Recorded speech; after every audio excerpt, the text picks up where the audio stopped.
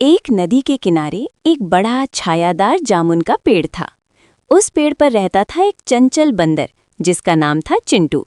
हर दिन चिंटू पेड़ पर झूलता, मीठे जामुन खाता और कुछ जामुन नदी में गिरा देता। नदी में रहता था एक मगर, मधु मगर। उसे भी जामुन बहुत पसंद थे। धीरे धीरे चिंटू और मधु में दोस्ती हो गई। चिंटू खुश होकर, मधु भाई, आज के जामुन बहुत मीठे हैं, लो खाओ। मधु मुस्कुराते हुए, वाह, तुम तो सच्चे दोस्त हो चिंटू। एक दिन मधु अपनी मगरी के पास गया। मगरी ने पूछा, ये मीठे जामुन कहाँ से लाते हो? मधु, मेरे दोस्त चिंटू बंदर देता है। मगरी ने आंखें मींची और बोली, अगर वो रोज इतने मीठे जामुन खाता है तो उसका दिल कितना मीठा होगा। मैं उसका दिल खाना चाहती हूँ। मधु घबराकर, क्या, वो तो मेरा दोस्त है, मैं उसे धोखा नहीं दे सकता। लेकिन मगरी जिद पर अड़ी रही, अगर तुम उसका दिल नहीं लाओगे तो मैं कुछ नहीं खाऊंगी। बेचारा मधु सोच में पड़ गया। अगले दिन वो चिंटू के पास आया।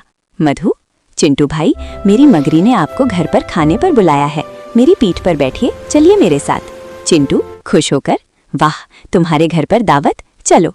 नदी के बीच पहुंचते ही मधु बोला, चिंटू भाई, मेरी मगरी आपका दिल खाना चाहती है।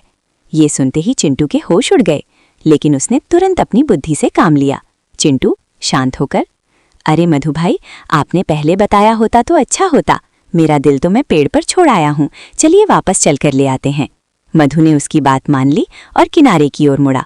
जैसे ही वे किनारे पहुंचे, चिंटू झट से पेड़ पर चढ़ गया और बोला, अरे मूर्ख मधु, दिल कभी पेड़ पर छोड़ा जाता है क्या? तुम तो दोस्त को धोखा देने निकले थे। मधु को अपनी गलती का एहसास हुआ। वो चुपचाप नदी में लौट गया। चिंटू धीरे सिखाने के स्वर में, दोस्ती भरोसे पर टिकती है, जहां धोखा हो वहां दोस्ती नहीं रहती। और उस दिन के बाद से वो मगर कभी उस जामुन के पेड़ के पास नहीं आया। बंदर चिंटू ने सबको सिखाया, सच्चा दोस्त वही है जो धोखा नहीं देता। बच्चों, कैसी लगी आपको हमारी आज की कहानी, बंदर और मगरमच्छ की दोस्ती? क्या आपने सीखा कि सच्ची दोस्ती कैसी होती है? हाँ, सच्चा दोस्त वही होता है जो कभी धोखा नहीं देता और समझदारी से हर मुश्किल का हल निकाल लेता है। अगर आपको ये कहानी पसंद आई हो तो इसे लाइक जरूर करें, अपने दोस्तों के साथ शेयर करें और हमारे चैनल को सब्सक्राइब करना बिल्कुल मत भूलिएगा, क्योंकि अगली बार हम लेकर आएंगे एक और मज़ेदार, सीख से भरी प्यारी कहानी जो आपको हंसाएगी, सिखाएगी और सोचने पर मजबूर करेगी। तो मिलते हैं अगली कहानी में। तब तक मुस्कुराते रहिए, सीखते रहिए और खुश रहिए।